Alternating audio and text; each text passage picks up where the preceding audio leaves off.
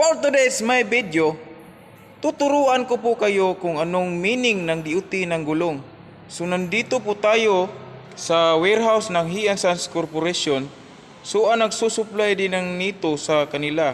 Ang nito po ay made in Japan po.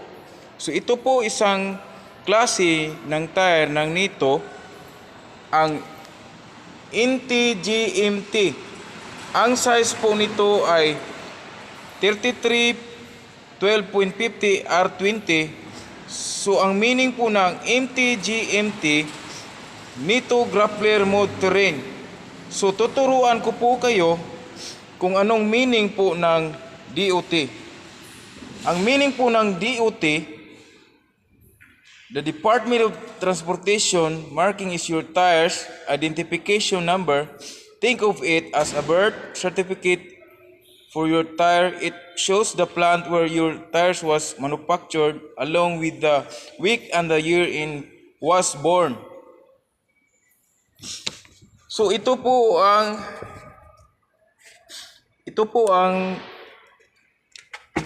tires po.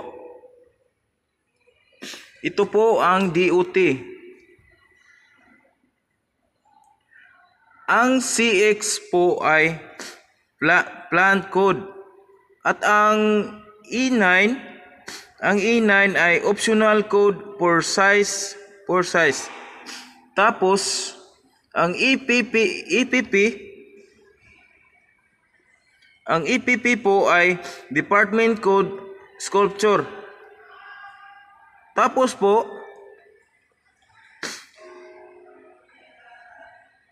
ang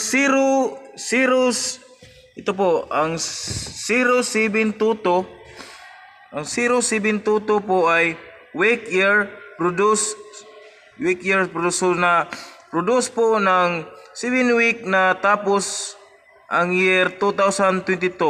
So kung bibili po kayo, tingnan po niya talaga ang DOT kung kailan ginawa ang tires po.